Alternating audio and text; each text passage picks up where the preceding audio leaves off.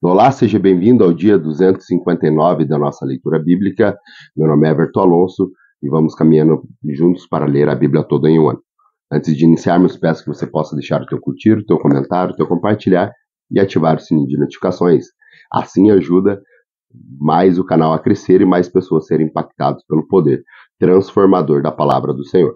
Hoje nós iremos fazer a leitura em 2 Samuel 12, nós iremos a 2 Coríntios no capítulo 4, iremos ao profeta Ezequiel no capítulo 19 e finalizando a leitura de hoje iremos a Salmo 64 e Salmo 65. Vamos a essa leitura? Aqui em 2 Samuel, no capítulo 12, nós vamos encontrar, após o pecado de Davi, o profeta Natã indo até o rei Davi e repreendendo ele. Vamos encontrar essa história? Aqui em 2 Samuel, no capítulo 12, diz assim: E o Senhor enviou a Davi o profeta Natã. Ao chegar, ele disse a Davi: 2 homens viviam numa cidade, um era rico e outro pobre. O rico possuía muitas ovelhas e bois, mas o pobre não tinha nada, senão uma cordeirinha que havia comprado. Ele a criou e ela cresceu com seus filhos. Ela comia junto dele, bebia de seu copo e até dormia nos seus braços. Era como uma filha para ele. Certo dia, um viajante chegou à casa do rico e este não quis pegar das suas ovelhas ou dos seus bois para preparar uma refeição. Em vez disso, preparou para o visitante a cordeira que pertencia ao pobre. Então Davi encheu-se de ira contra o homem e disse a Natã: Juro pelo nome do Senhor que o homem que fez isso merece a morte, deverá pagar 4 vezes o preço da cordeira, porquanto agiu sem misericórdia. Você é este homem, disse Natã a Davi, e continuou: Assim diz o Senhor, o Deus de Israel: Eu ungi rei de Israel e o livrei das mãos de Saul. Dei a você a casa e as mulheres de seu senhor. Dei a você a nação de Israel e Judá. E, se tudo isso não fosse suficiente, eu teria dado ainda mais. Por que você desprezou a palavra do Senhor, fazendo o que ele reprova?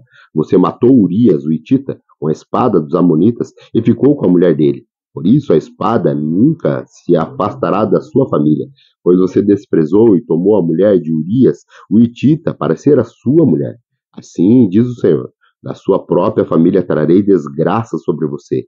Tomarei as suas mulheres diante dos seus próprios olhos e darei a outro, e ele se deitará com elas em plena luz do dia. Você fez isso às escondidas, mas eu o farei diante de todo Israel em plena luz do dia. Então Davi disse a Natã: Pequei contra o Senhor. E Natã respondeu: O Senhor perdoou o seu pecado. Você não morrerá. Entretanto, uma vez que você insultou o Senhor, um menino morrerá. Depois que Natã foi para casa, o Senhor fez adoecer o filho que a mulher de Urias dera a Davi. E Davi implorou a Deus em favor da criança. Ele jejuou e, entrando em casa, passou a noite deitado no chão. Os oficiais do palácio tentaram fazê-lo levantar do chão, mas ele não quis e recusou a comer.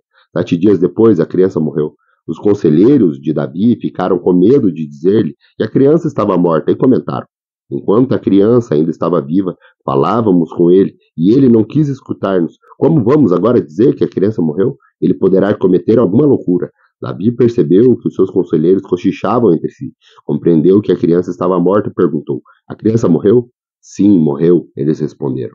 Então Davi levantou-se do chão, lavou-se, perfumou-se e trocou de roupa. Depois entrou no santuário do Senhor e o adorou. E voltando ao palácio, pediu que lhe preparasse uma refeição e comeu. Os conselheiros lhe perguntaram: Por que ages assim? Enquanto a criança estava viva, jejuaste e choraste, mas agora que a criança está morta, levante-se e comes. Ele respondeu: Enquanto a criança estava viva, jejuei e orei. Eu pensava: Quem sabe, talvez o Senhor tenha misericórdia de mim e deixe a criança viver. Mas agora que ela morreu, por que deveria jejuar? Poderia eu trazê-la de volta à vida? Eu irei até ela, mas ela não voltará para mim. Depois, Davi consolou sua mulher Betseba e deitou-se com ela. E ela teve um menino, a quem Davi deu o nome de Salomão. O Senhor o amou e enviou o profeta Natã com a mensagem a Davi. E Natã deu o nome ao menino de Gedidias.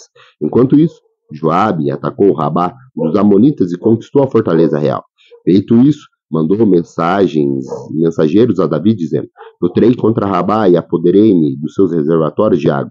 Agora convoca o restante do exército, cerca a cidade e conquiste-a, senão eu terei a fama de havê-lo conquistado.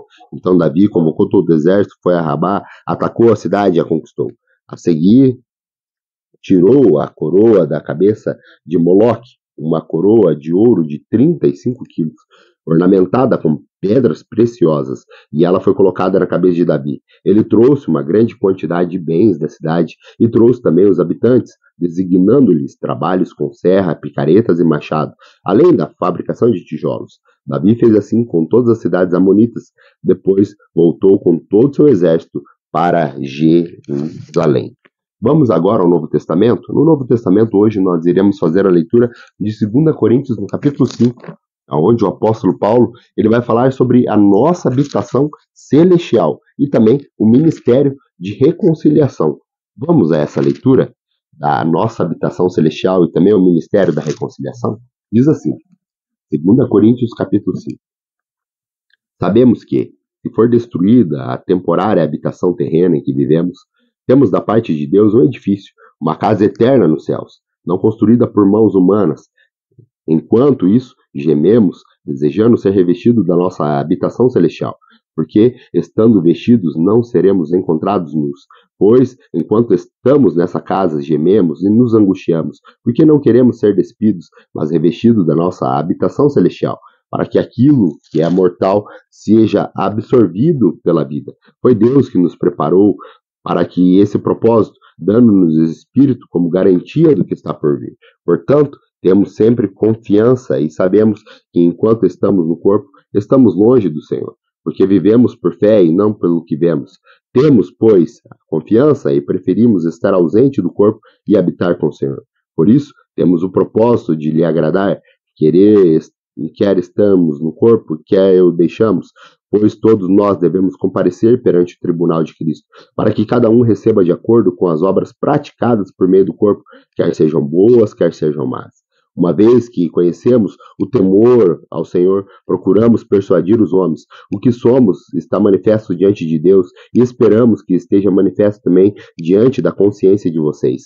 Não estamos tentando novamente recomendar-nos a vocês, porém estamos dando a oportunidade de exultarem em nós, para que tenham o que responder ao que se vangloriam da aparência, e não do que está no coração. Se enlouquecemos, é por amor a Deus. Se conservamos o juízo, é por amor a vocês, pois o amor de Cristo nos constrange, porque estamos convencidos de que um morreu por todos, logo, todos morreram. E ele morreu por todos aqueles que vivem, que já não vivem mais para si mesmo, mas para aquele que ele morreu e ressuscitou. De modo que, de agora em diante, a ninguém mais consideramos do ponto de vista humano, ainda que antes tenhamos considerado Cristo dessa forma. Agora já não os consideramos assim. Portanto, se alguém está em Cristo, é nova criação. As coisas antigas já passaram. Eis que surgiram coisas novas. Tudo isso provém de Deus, que nos reconciliou consigo mesmo por meio de Cristo, e nos deu o ministério da reconciliação. Ou seja, que Deus em Cristo estava reconciliando consigo o mundo, e não levando em conta os pecados dos homens, e nos confiou a mensagem da reconciliação. Portanto, somos embaixadores de Cristo, como se Deus estivesse fazendo o seu apelo pelo nosso intermédio. Por amor a Cristo suplicamos, reconciliem-se com Deus. Deus tornou pecado por nós, aquele que não tinha pecado, para que nele nos tornássemos justiça de Deus. Vamos agora à leitura lá em Ezequiel, no capítulo 19. Profeta Ezequiel, no capítulo 19, hoje, nós vamos ler o lamento pelos príncipes de Israel. Esse lamento escrito pelos príncipes de Israel. Vamos a essa leitura? Em Ezequiel 19, diz assim: Levante um lamento pelos príncipes de Israel e diga que a leoa foi a sua mãe entre os leões. Ela se deita entre os leõezinhos e cria os seus filhotes. Um de seus filhotes tornou-se um leão forte. Ele aprendeu a despedaçar a presa e devorou homens. As nações ouviram a seu respeito e ele foi pego na cova delas. Elas o levaram com ganchos para o Egito. Quando ela viu que a sua esperança não se cumpria, quando viu que se fora a sua expectativa, escolheu outro de seus filhotes e fez dele um leão forte. Ele vagueou entre os leões, pois agora era um leão forte. Ele aprendeu a despedaçar a presa e devorou homens, arrebentou as suas fortalezas e devastou as suas cidades. A terra e todos os que nela estavam ficaram aterrorizados com o seu rugido. Então as nações vizinhas o atacaram, estenderam sua rede para apanhá-lo, e ele foi pego na armadilha que fizeram. Com um gancho, elas o puxaram para dentro da jaula e levaram ao rei da Babilônia. Elas o colocaram na prisão, de modo que não se ouviu mais o seu rugido nos montes de Israel. Sua mãe era como uma vide em sua vinha, plantada junto à água. Era frutífera e cheia de ramos, graças a muitas águas. Seus ramos eram fortes, próprios para o cetro de um governante. Ela cresceu e subiu muito, sobressaindo a folhagem espessa, chamava a atenção por sua altura e por muitos ramos, mas foi desraigada com fúria e atirada ao chão. O vento oriental a fez murchar, seus frutos foram arrancados, seus fortes galhos secaram e o fogo as consumiu. Agora está plantada no deserto, numa terra seca e sedenta. O fogo espalhou-se de um de seus ramos principais e consumiu toda a folhagem. Nela não resta nenhum ramo forte que seja próprio para o cetro de um governante. Este é o lamento, e como lamento deverá ser empregado. Vamos agora à nossa última leitura de hoje. A última leitura de hoje nós faremos de dois salmos. O Salmo 64 e também o Salmo 65. Esses dois salmos também são salmos davídicos, aonde que também ele fala sobre a angústia e o louvor a Deus, e ele pede para que o Senhor ouve as queixas dele e as súplicas dele. Vamos a essa leitura? Salmo 64. Ouve-me, ó Deus, quando faço a minha queixa, protege a minha vida do inimigo ameaçador, defende-me da conspiração dos ímpios e da ruidosa multidão de malfeitores. Eles afiam a língua com espada e apontam, como flechas, palavras envenenadas. De onde estão as emboscados? Atiram no homem íntegro, atiram de surpresa sem nenhum temor. Animem-se uns aos outros com planos malignos, combinam com ocultar as suas armadilhas e dizem: quem as verá? Tramam a injustiça e dizem: fizemos um plano perfeito. A mente e o coração de cada um deles o escondem, mas Deus atirará neles suas flechas, repentinamente serão atingidos. Pelas suas próprias palavras farão cair uns aos outros, menearão a cabeça e zombarão deles. Todos os que vivem, os que vierem, os que virem, todos os homens tremerão e proclamarão as obras de Deus, refletindo no que ele fez. Alegre-se os justos no Senhor, e nele busquem refúgio. Congratulem-se todos os retos de coração. Salmo 65. O louvor te aguarda em Sião, ó Deus. Os votos que fizemos serão cumpridos. Ó Tu que ouves a oração, a ti virão todos os homens, quando os nossos pecados pesarem sobre nós. Tu mesmo fizesse propiciação por nossas transgressões. Como são felizes aqueles que escolhe e trazes a ti para que vivam nos teus átrios. Transbordamos de bênçãos na tua casa, do teu santo templo. Tu nos responde como temíveis feitos de justiça. Ó Deus, nosso Salvador, esperança de todos os confins da terra, dos mais distantes mares, tu que firmaste os montes pela tua força, pelo teu grande poder, tu que acalmas os bramidos do mares, o bramido das tuas ondas e o tumulto das nações. Treme os habitantes da terra distante diante das tuas maravilhas. Do nascente ao poente, despertas canções de alegrias. Cuidas da terra e a regas fartamente, a enriqueces. Os riachos de Deus transbordam para que nunca falte o trigo, pois assim ordenaste. Encharcas os teus sucos e aplanas os teus torrões. Tu amoleces com chuvas e abençoa as suas colheitas.